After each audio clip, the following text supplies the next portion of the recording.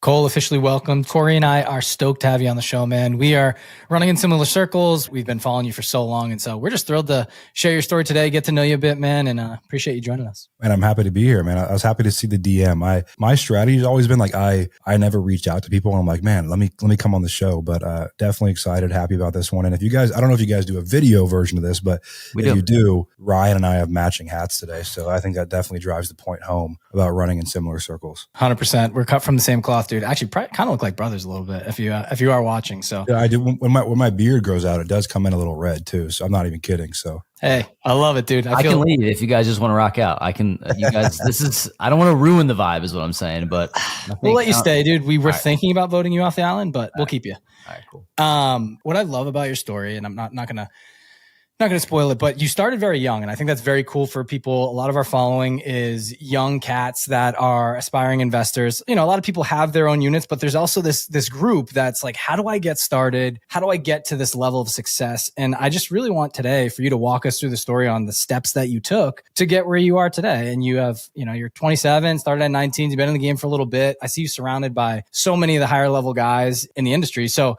take us back to maybe 19-year-old Cole or early Cole. And when did the light bulb go off for you that real estate was going to be your thing? It's a good question, man. And I like to take it back pretty early. I mean, I have a saying that I say, which is strong opinions held loosely. And one of my current strong opinions, and what I mean by that is like I have conviction around my opinions and beliefs, but I'm open to a conversation and changing those. But as of today, I have a pretty strong conviction and belief that entrepreneurs are, at least for the most part, born. I think there's some things you can do to craft that in you. I'm not saying it's impossible, but that's my general belief. And I remember sitting in high school and I did a program called Running Start. So in Washington, where I'm from, I live in San Diego now. In Washington, once you go to your junior year of high school, you can take all of your classes out of junior college, and you still go to the high school for sports and dances and all that kind of stuff. And so I did that. And I remember sitting there one day. And the purpose of it is to get you 2 years ahead in college. And I remember sitting there one day and I'm like, man, like all this stuff they're talking about of who you're going to work for, what you're going to do. I just had a sick feeling in my stomach, not because I didn't want to work, because this idea of like someone mandating me show up where they want on the time that they want and do what they tell me to do just made me feel weird from early on. And so when I started needing to make money, my mom was a real estate broker. So I would do her staging for her houses, and I would go to her and watch the open houses and sit the open houses. And I was involved in just the overall feel of what real estate was, and that she was self-employed. No one told her where to go. She had a nice car. We had a nice house. I was like, that kind of seems like a life that I would be okay living. I went to a school in a little outside of Los Angeles called the Azusa Pacific to play basketball. I was a big basketball guy. I had a chance to, as a preferred walk-on, join the team with my buddy who was transferring in there. And I went down there for one semester, and I came back for a second semester, and 2 weeks in, I packed up and left. And I remember sitting in an accounting class, like, this is the last class I ever want to take. And so I was 18 and a half, going on 19, got home, drove all the way from LA to Seattle back in one day. And I remember sitting there going, okay, now what? And all I knew was I wanted to make money and I wanted to do it myself. And so I got licensed, started sitting open houses, started calling expired listings, all the stuff you're taught as an agent. But I was probably the worst real estate agent of all time. I never did a residential deal. I went to all the sales meetings. I moved brokerages about 4 times and just did not crack it. And I had a lot of sleepless nights wondering if I should go back to school, but I had given myself 2 years. And the reason is because when you do Running Start, you get all your prereqs done in high school. So I could take 2 years off and still go back to college as a junior. And so that was my timeline for myself. I'm like, I'm going to give myself 2 years. If I don't figure anything out, I'll go back and still graduate with my friends and classmates. And when you're 19, all you care about is what your friends from high school think of you. So that's all I really cared about. And then I finally, by luck, I call it luck, but I think it's by just showing up. I hung my license at a brokerage called Caliber, which still exists in Washington. And they were doing a lot of auction stuff. So they'd bring all their investor clientele into the office, pitch them on the deals that were going to the auction steps the next day, and collect assignment fees. And it blew my mind because I'm like, man, I don't have to show open houses. I can kind of sit behind a computer, find a way to get leads, and I can make this thing happen. That led to a 6-month period of me trying this thing called wholesaling, getting my first wholesale check, which ended up being $105,000 at 19. And that was the kickstart to doing more deals and continuing to grow in my career. But yeah, early on, it was not that intentional. I wanted to make money by myself. I knew a lot of people who were doing that in real estate, and I just put one foot in front of the other. And I think for a lot of people listening, that's most people's origin story is you don't really have a plan. You just kind of put one foot in front of the other and you do the next deal. And then eventually it leads you somewhere that you enjoy. Cool. I want to talk about something that you just mentioned that I think gets glossed over. And I was having this conversation with my girlfriend last night. You mentioned about your mom, how kind of no one was telling her where to be. You had a nice house, you had a nice car, and this freedom of time a little bit, right? You still have to work for the money that you bring in, but you have this freedom of time. I think a lot more people listening should make that their North Star. You can build upon another North Star after that, but if you can make that your North Star, and the reason why I said I brought up talking with my girlfriend, because last night I said, like, Ryan and I built this business. It's small, it's growing, but like I have autonomy of time. I have passive income coming in. We're building our coaching program. Like no one's telling me where to be at what time. And I'm like, okay, like at some level, at whatever level you want to talk about, there's many more levels ahead of me, but like we've made it a little bit, you know? And I'm just like, I want people to listen and be like, okay, let's forget about the 8,000 square foot house and the Maserati for a second. If those are things you want, amazing. Go get them. But if you can turn the dial a little bit to like the freedom of time, to me, does that play a little bit into your story in terms of like what your goal really was? Because I think that allows you a little bit more freedom of decision to know that it doesn't take $100,000 a month to make you be able to have that. And then you can go get the next goal from there. Just talk to me a little bit about that. And then we'll talk about the first deal you did. It's a great point. Well, I watched a podcast yesterday with this guy that does a lot of studies on small business owners. And he found that the happiest small business owners are, generally speaking, between 1 million and 4 million in revenue and 4 to 12 people. And we fall in love with this idea of a big team. And I think for entrepreneurs, especially in the real estate space, a big team, a big office space, a bunch of revenue is kind of the entrepreneurship version of virtue signaling, of success, right? Mm-hmm. And to me, it was a good encapsulation of how I felt about business for a long time. But I think for most people out there, like life in terms of quality of life and the dramatic change in how you feel, I felt the wealthiest the first time that I could pay myself 20 grand a month for my business years and years ago. And no one could tell me where to be at what time. Like I've never felt again, no matter how much money I've made personally or business wise, I've never felt again that level of like, oh shit, like I think I figured it out. And 40, 60, there's no number beyond that to me. Like if you can make 20, 30 grand a month on your own and no one can tell you where to go, to me, that is the wealthiest you will ever feel. Every number beyond that, it's like, yeah, you get a bigger house, you get a nicer car, but at that number, you can eat where you want. You can upgrade your seat last minute to premium or first class. Like there's not a lot of things you can't do unless you want, a private jet yacht. And I'm not saying don't strive for things beyond that, but to your point, absolutely. Like for me, when I look back at my journey, that was the point where I kind of looked in the mirror and went like, okay, like I'm good here. Like if this is all this ever becomes, this was kind of the life I wanted to live, at least to a certain extent. And then you fall in love with business and you just do it because you like the game at some point. But yeah, I do definitely resonate with your thought there. I would say, dude, we've done maybe 300 episodes here. We're close to that.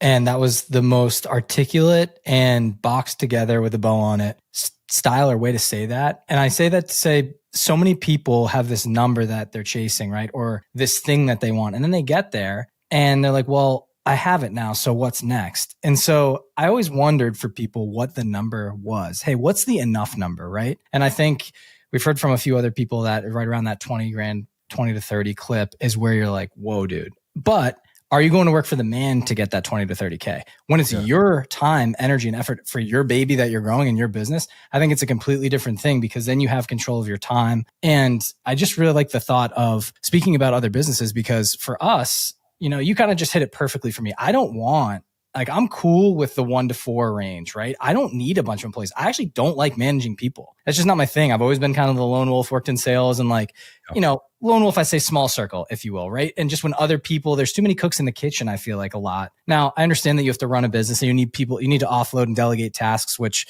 completely understandable, put systems in place. But I think it can get crowded. And then you're paying everybody all this money and then it sucks it more out of your pocket, right? So if you can get lean and mean, I think that's where you really find your sweet spot. And, you just touched on it kind of to the point where like that perfect happy medium for you was that 20, 30 grand a month. Am I right? I have 2 business partners. They're both in their 40s. They're both incredibly independently wealthy. One of them, and they're kind of a good synopsis of this. One of them is in Seattle. He's a TV host, Bigger Pockets host. His name's James Daynard.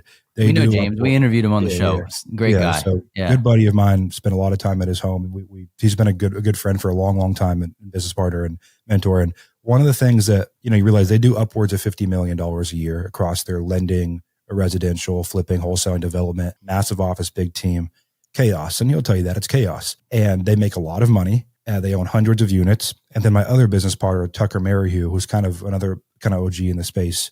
He has a small office in Naples, Florida, has a team of about 3 people, and they make about $1 million per house they build, and they build 6 or 7 of them a year. Very lean, 2 or 3 employees. He wears flip-flops. He can come and go as he pleases, like very different, 2 different ways to get to this very similar number at the end of the day, right? So to me, I started as I want as big as office as I can get, and I built it but I remember, if you guys listen to this, like I built a business when I was turning 22 that we did $3.5 million of revenue, just purely wholesaling and partnering on some deals of other kinds. And I made $7,000 a month that year. And I took a step back income wise, because at $1 million I was making 300, 400, 500 grand. And I think the revelation everyone comes to eventually, and I still kind of do fall in the bigger business camp, like I enjoy it. But for most people, the dream business that you're chasing happens around $1.5 million a year in revenue.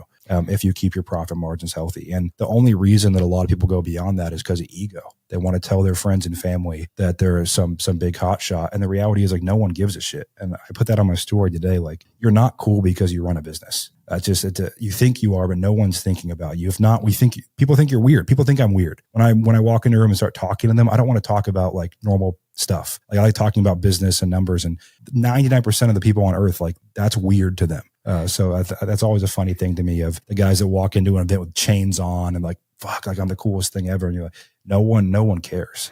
I think that's why it's really important, Cole, to find your tribe of people that do care, that are like you, that think the way that you think. But dude, Rye said it already. You encapsulated it perfectly for me, because we have this goal, 100K a month. I think we're going to probably be able to do it within the next year. I know we're going to be able to do it within the next year, but I'm thinking like that's kind of outside of the passive income that we have coming in. But I was thinking about goals beyond that, and to grow just for the sake of growing is stupid. I've thought about it over and over again. How much money do I need to live a great life? I'm taking the money that I'm bringing in, I'm investing it in other assets. That money's growing. Like, I was thinking about it literally the other day. Like, when I'm 65 years old, if I have $10 to $20 million. And I know it sounds like a lot, and that is a lot of money. Even $5 to $15 million, like working for me, or in cash and assets. Like, do you really need to be any wealthier than that? Like, truly, like, do you? And if you're on the other side of this, you might say, yeah, I really do. But I just find it hard to believe that you can't do anything that you want with a base like that. And also, like, keep your circle small, take care of the people around you, like, do all those things. Again, it's funny where we're going with this, but like,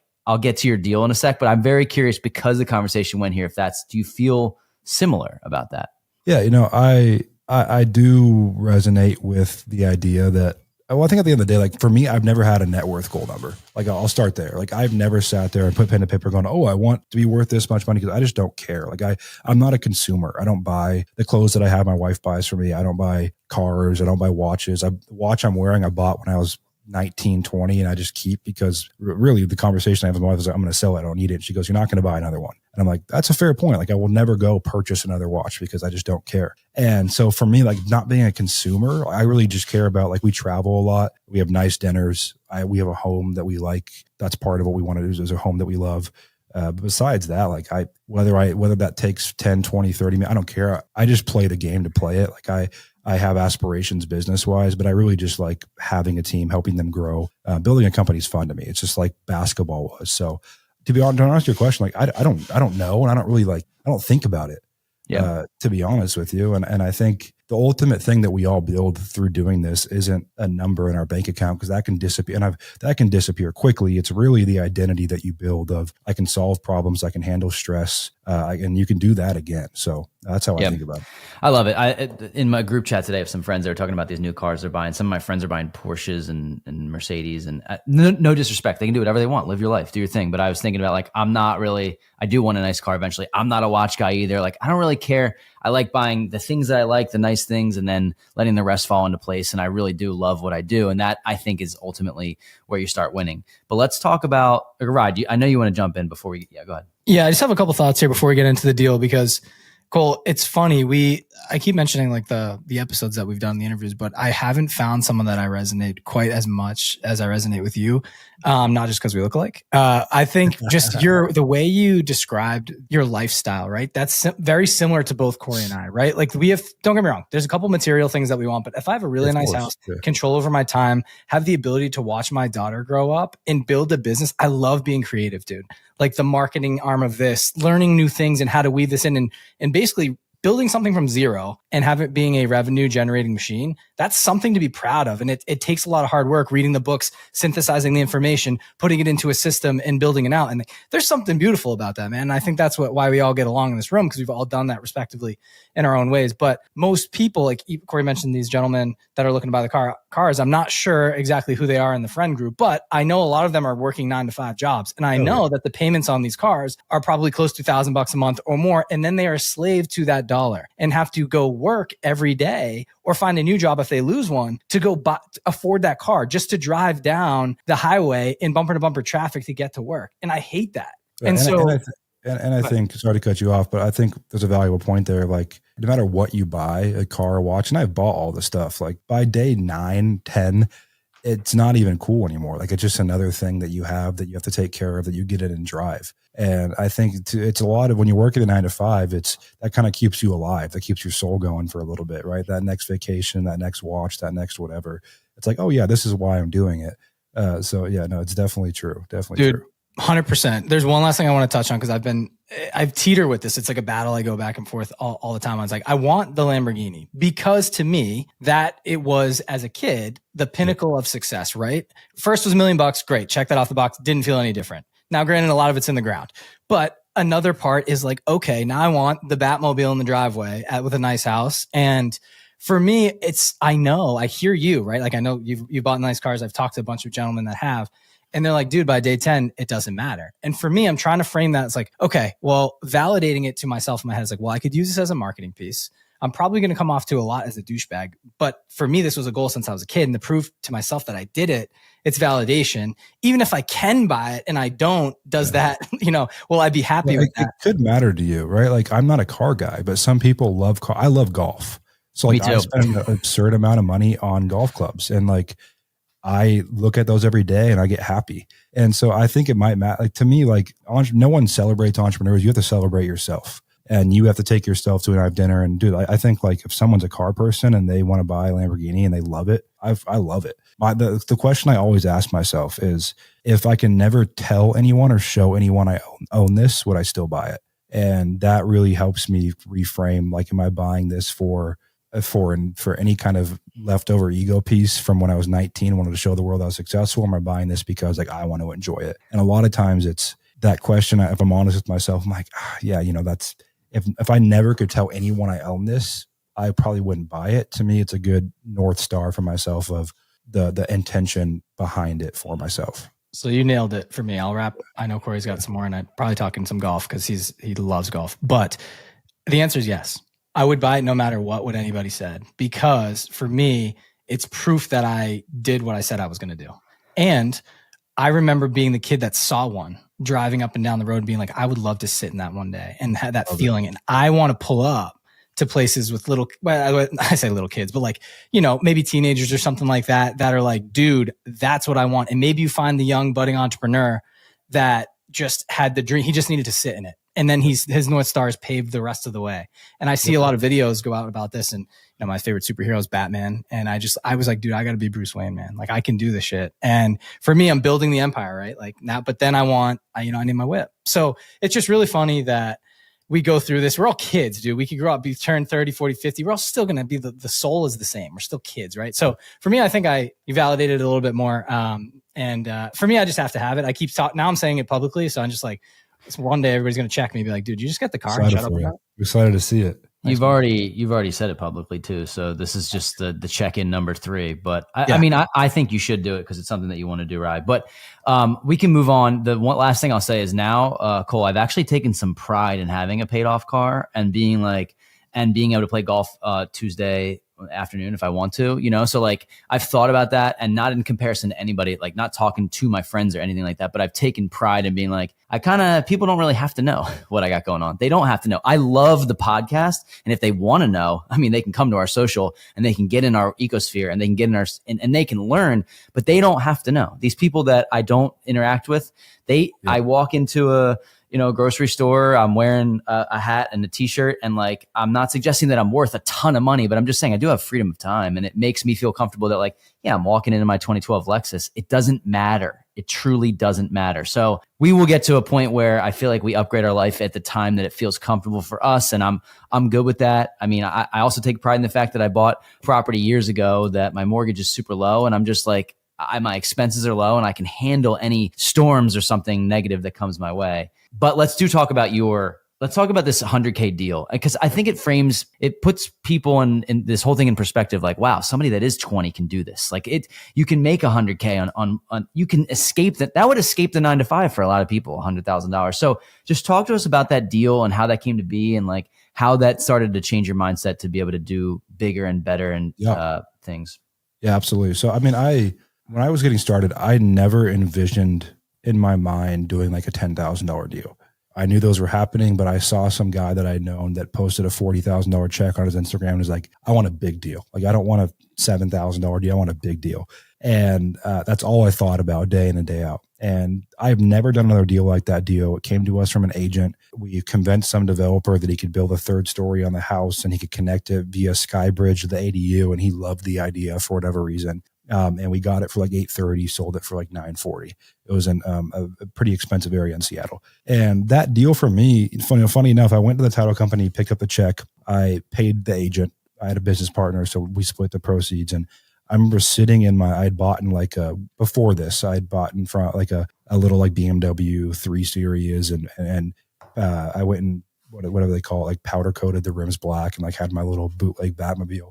Right. And I remember sitting in that car with my portion of that check, 40, 45, 50 grand, whatever it may be, and thinking like, this is really cool, but if I can't do this again, it doesn't matter. And that's the moment it went from like, I want to make some money to I want to build a repetitive process in a business. And so we did one more deal after that. And then 2 or 3 deals in, I went and signed a personally guaranteed office space in Renton, Washington. It had like bullet holes in the window. It was just it was not a good place, a good part of town to be in. And we just filled it with frat guys that we knew that were on home for winter break or that dropped out of school. And we started doing deals. And just by sheer volume of cold calling and leads and marketing, that's how my cold call journey began, which is a lot of what we do for people now, but that's where it originated. And someone got murdered in the parking lot out in front of our office by a drug dealer but that was to me what we could afford. Right. So there was never a clear plan or path, but all I knew after that first deal, which I talk to people often and a lot of them resonate with that. It's they do their first deal, but then you have this, oh shit moment of like,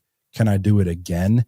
And can I do it to where I have a career? Much like a big artist, right? They have that one big hit record, which is great, but then they go, wait, how can I make this a career? Because one record doesn't get you there. And for me, that's where I started thinking about business rather than real estate. And that is the origin story of me really trying to build something beyond myself and my efforts. Totally, man. That's very cool. Catch us up to where you are now. Let's just talk about what your business does, what you do. Cause like we had this philosophical conversation to start, and people are probably like, who is Cole? What does the guy do? He just talks about philosophy. Tell me about what you do. We'll kind of retroactively work backwards and talk to you about your story and just maybe some tips for people to get to a level that you're at. So just tell us what you do. Yeah. So I started wholesaling, built a really, really big wholesale company, big team. And that led me into eventually our main marketing channel was leads. And so I had a buddy of mine, not a buddy of mine, an expat I met at a conference. It's now a buddy that said, hey, I'm moving to the Philippines. I have call center experience. I'm going to start a call center. Do you want to partner on it? I said, absolutely. We started generating upwards of 30, 50 leads a day for our business and learning about that space. And then I had some buddies of mine that wanted to use it. All of a sudden that was paying our marketing budget for our real estate company plus some. And so I decided, this is 6 years ago, to turn that into a company, which has now become Easy Button Investor under that Easy Button Leads. So we do a variety of things for investors and agents between lead generation. We have a software arm. We have an education arm. We have staffing. So pretty much when an investor finds us, they never have to go anywhere else for whether it be software, lead generation, hiring, or support, just helping them understand where to go next on their journey. Before I made that mostly my full-time thing, I do deals now and they come to me because of my brand, but mostly I'm a full-time CEO of that. I did almost 500 real estate deals, all off market. I've never done an on market deal. I built a portfolio, ended up selling it, didn't love being a landlord. So I've kind of bounced around at every place you can in the business, and landed in what now is Easy Button Investor, which now our run rate's just under 5 million a year and growing pretty quickly. We have a team of about 200 people between stateside and overseas. And I don't like a big team, but again, probably 150 of those, 160 of those are overseas. And then the rest are stateside. So yeah, it's a ton of fun. I love it. And it's been a fun, I guess now being almost 8 years in, it's been a fun place to come to where I'm focused on one thing and really dialed in and building a fun team, fun machine. Yeah, man. I love it. It's funny. I didn't know that you sold off your portfolio, but I want to, so for example, we have a base of a bunch of different investors that are always trying to find XYZ deal, whether it's short-term rental, long-term rental, maybe they want to dabble into midterm. And then we have a community of students that want to get their first or next rental. So for someone like us, if we came to you at Easy Button, like what exactly services, I know you kind of just went over them, but what would the roadmap look like to work with you?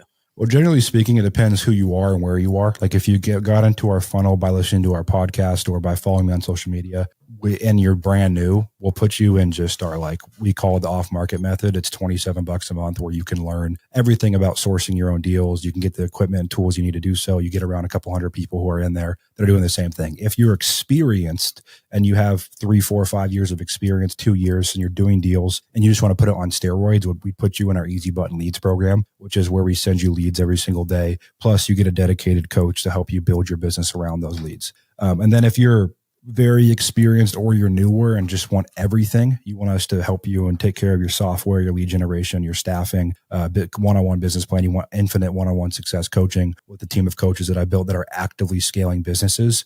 I call it a franchise with no rules. It's kind of like a franchise, but we don't make you take our name, image, likeness, any of that stuff. It's purely a platform that you can build on. So that's a lot of media we put out there, from newsletter to podcast to socials. You get into our funnel. We point you one of those 3 places based on who you are, what you're doing. And then the goal is to keep them working with us in some aspect for a couple of years. And it's been phenomenal. We talked about earlier, like not scaling just to scale. And I've been blessed with relationships with probably people that have the biggest platforms in our space. And I've really, over the past 2-3 years, tried to perfect our product before scaling like crazy. Because there's so many influencers and gurus in this space that are getting class actions filed against them that are in a bad spot. Because the reality is influence, social media presence grows a lot quicker than business experience. And so you get these guys that can grow a 1 million follower brand in 3 years because they're good marketers. They'll paint their hair green. They'll do crazy shit online, but they don't have business experience, but they're happy to sell you products. And so the people in our space are very, as they should be, weary of that whole game of someone's going to sell me an e-commerce store. They're going to sell me an NFT. They're going to sell me this new wholesaling program, but they have no idea how to run a business. And so I've really focused on product and business.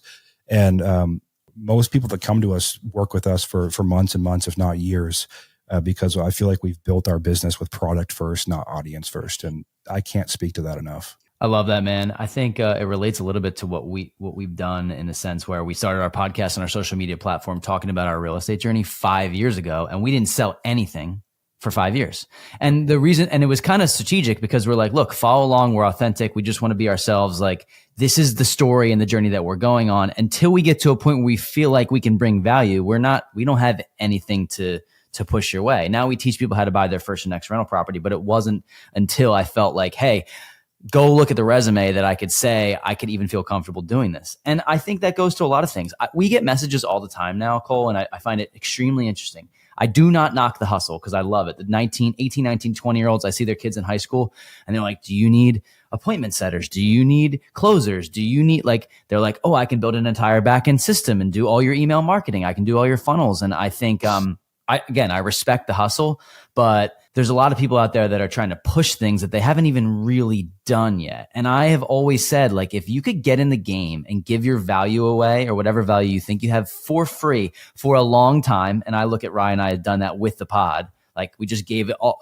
whatever information we have away for free. If you can do that, that's how you really build it up. This leads me to my question, and you can obviously comment on that too. If you were starting over, would you do the wholesaling route? Would you get in that way? Is that the thing that you feel like, oh, this really, really works, it's the best way for me to get in, I'd repeat the same process? Or would you change something? No, I think real estate being what I started in, I would not change, because of the fact that the liquidity events are so large that you can make a lot of mistakes as a young entrepreneur.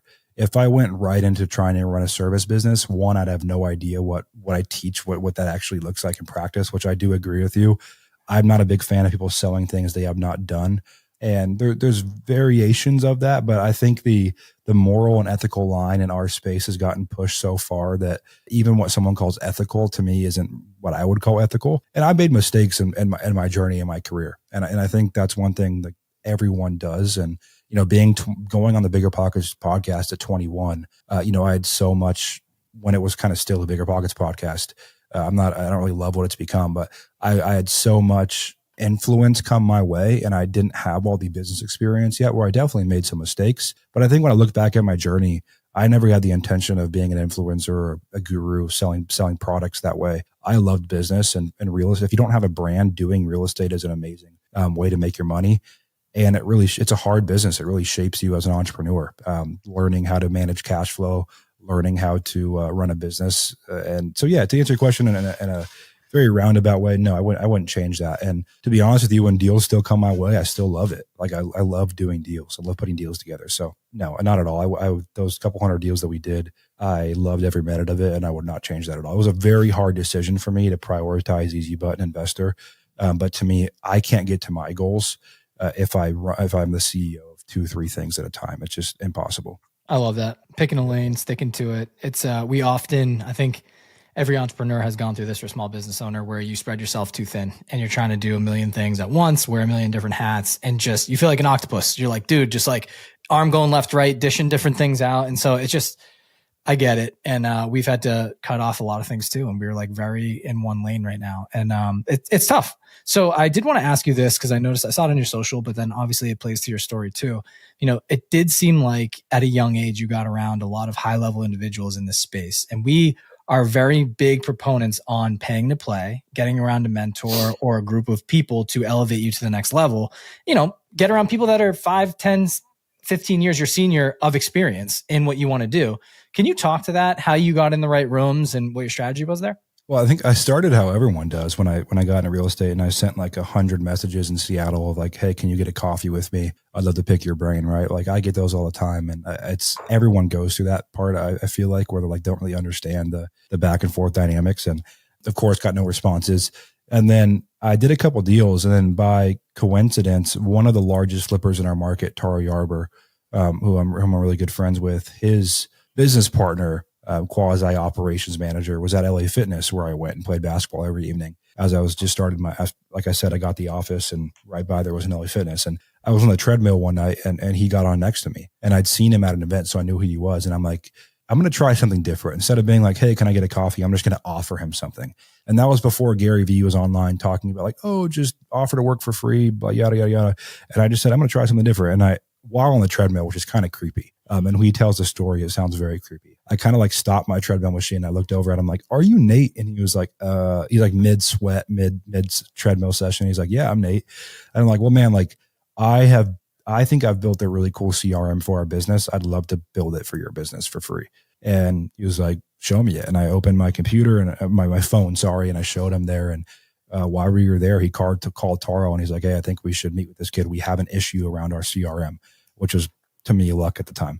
And 2 days later, I got coffee with them, and we sat there and chatted. But the reality is people, you have to pay to play in some way. And so I didn't have 10 grand to give him as like, oh, teach me. What I did was the next deal I came across, which was a probate deal in Lacey, Washington, that I could have made probably 50, 60 grand on a wholesale fee. I said, what if I JB this deal with him. He flips it, but he starts teaching me some of the business. And we were in the call, and then I did that. So we were in car rides together once or twice a week. He was teaching me, and we became friends through that process, like real genuine friends. And then he invited me about a month later. I got a call, and he called me and said, Cole, I shouldn't be inviting you to this, but Brandon Turner's doing a private event at his house in Maui with about 20 high-level investors. You probably don't qualify, but if you want to come, it's 15 grand. You pay for your airfare, your hotel, you pay 15 grand. You come, it's 20 people, and I'd love to have you. And I said, shit, I remember opening my Bank of America, and I'd only paid myself like 20 grand for my business.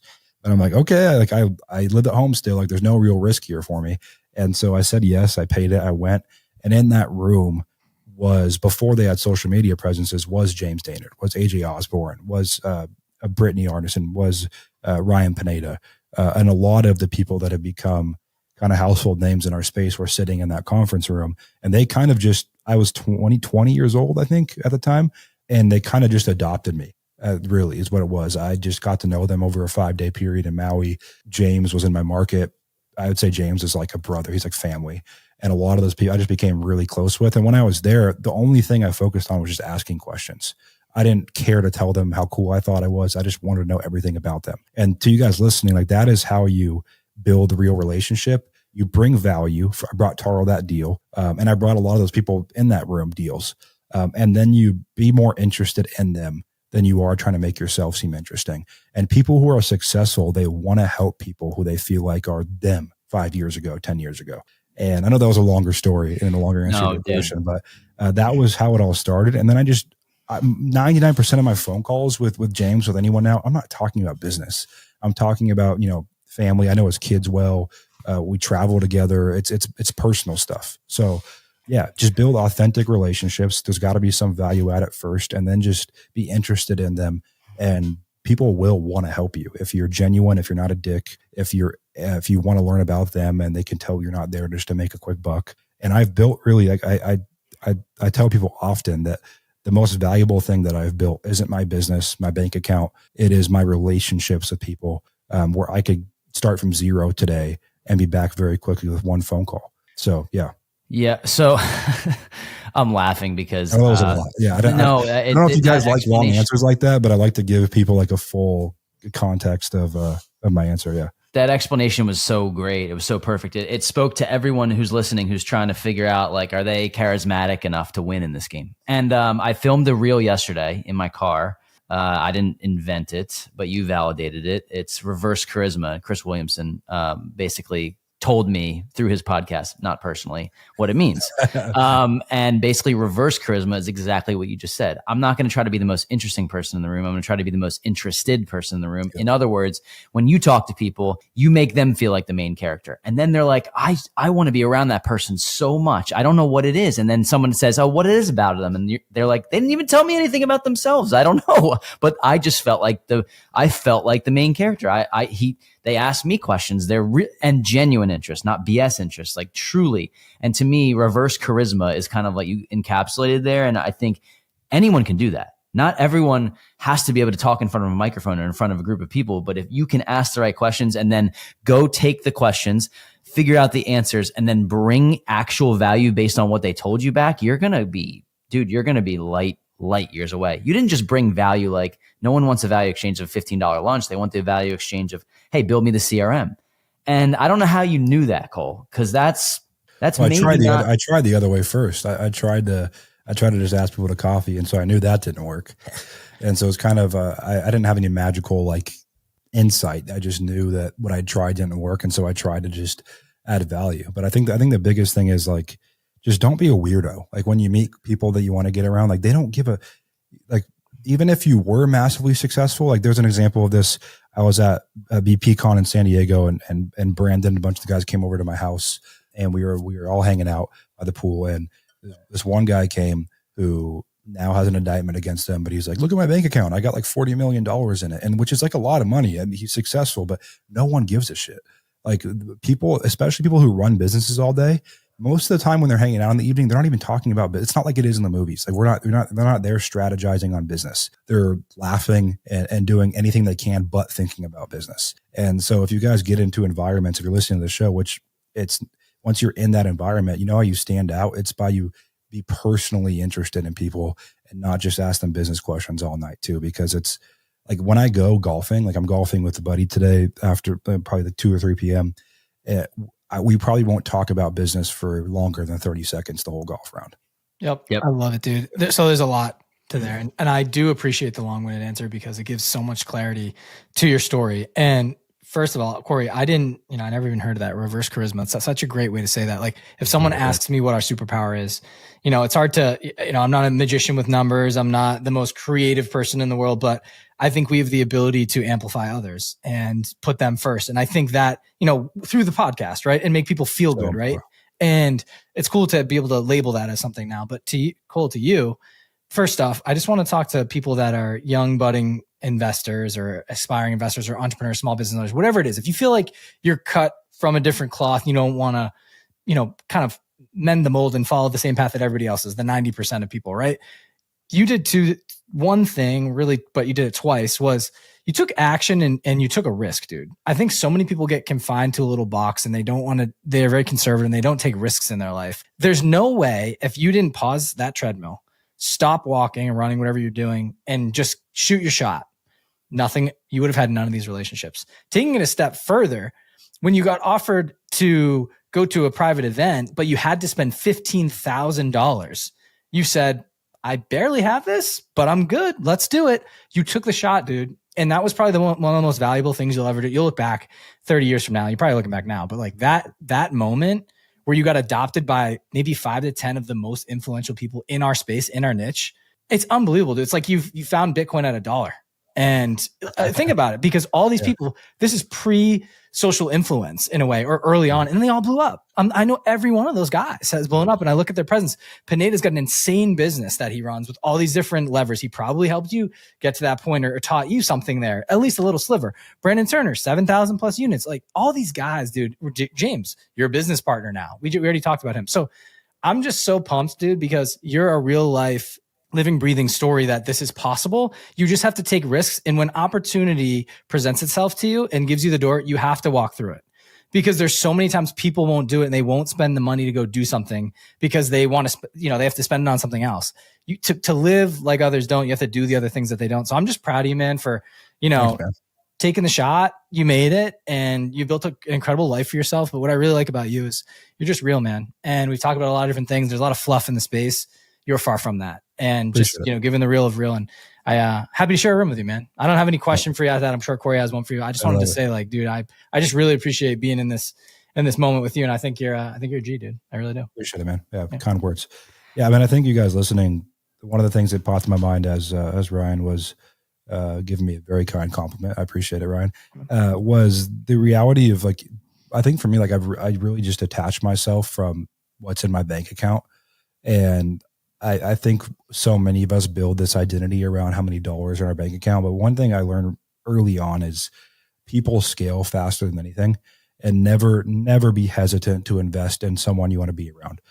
Because like to me, that 20 grand I had was life-changing to me. Like I thought I was rich. I was hood rich at 19 years old. And then I gave all of it back essentially.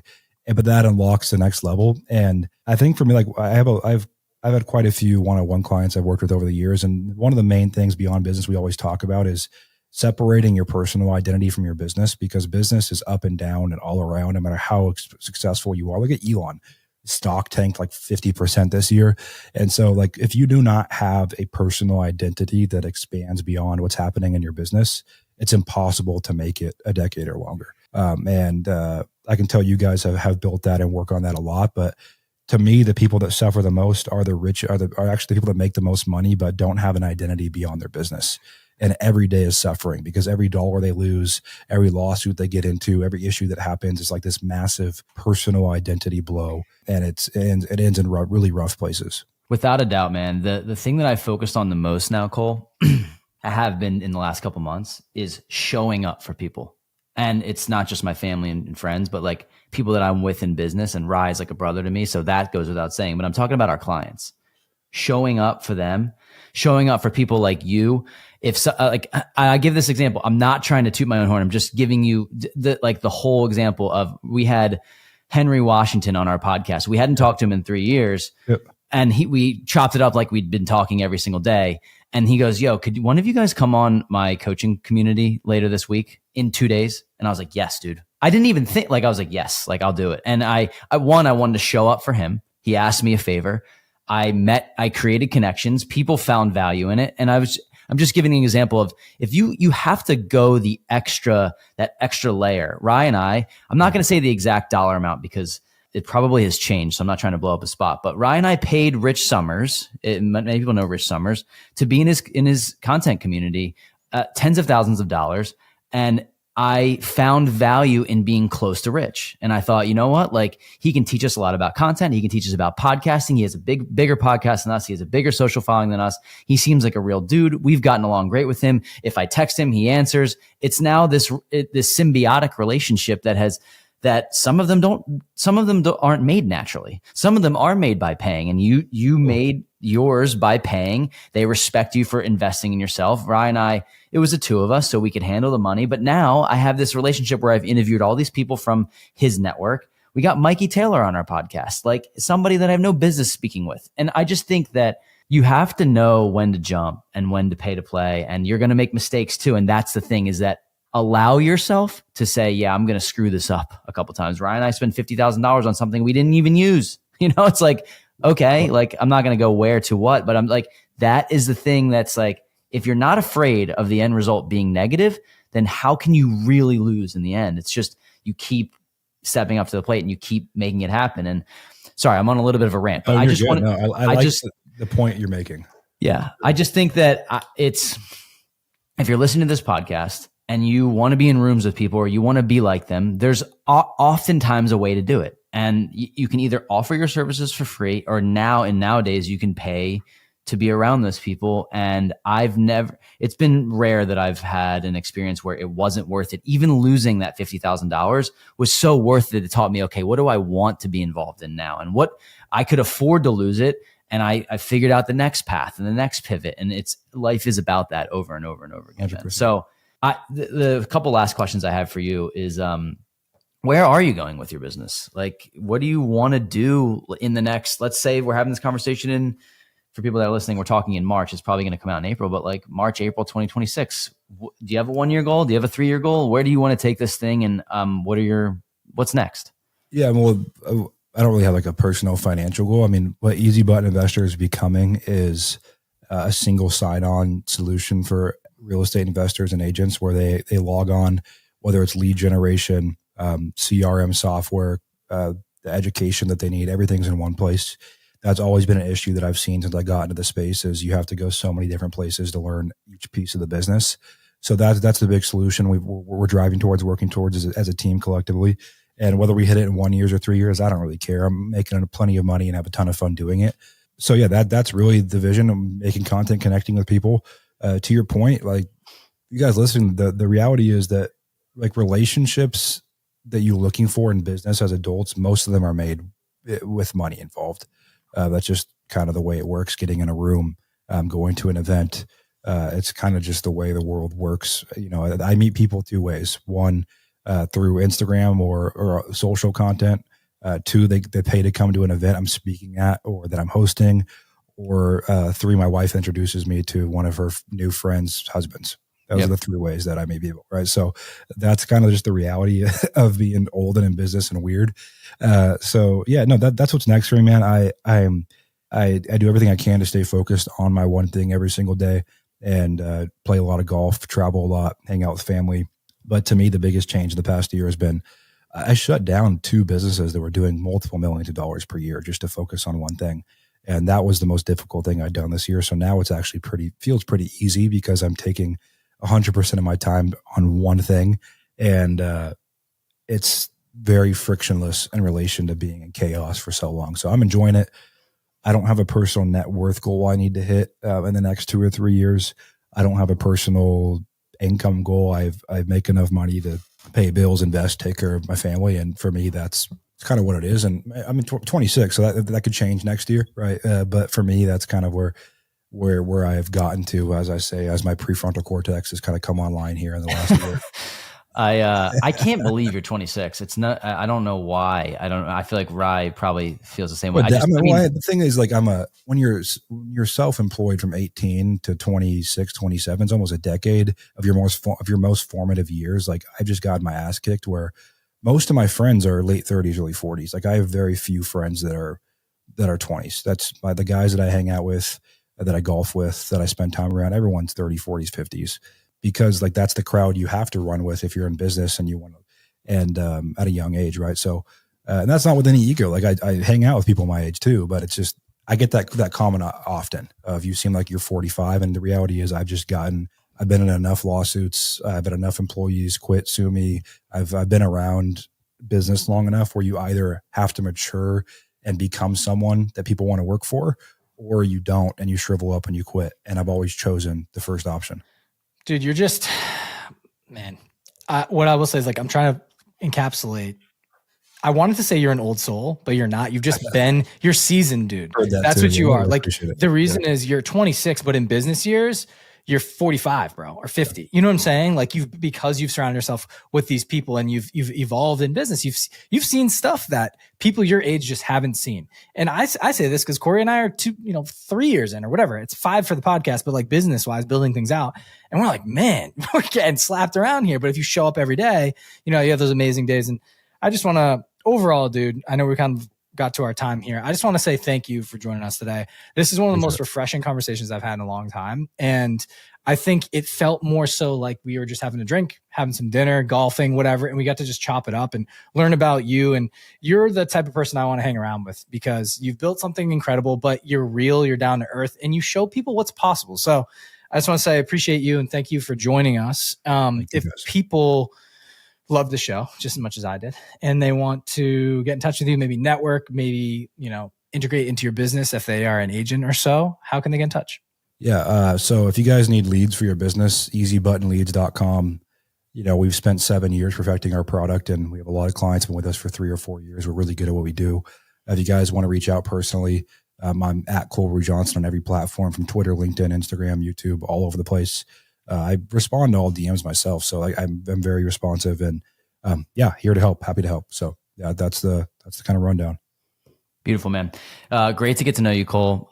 Whether you like it or not, you're kind of stuck with us in your network now. So I appreciate your time. I appreciate the candidness and the clarity you've provided for some of the people that are listening. And this episode didn't go into like a lot of super deal specific details, but I think if you don't have a roadmap for yourself right now, then you need to re-listen to the episode.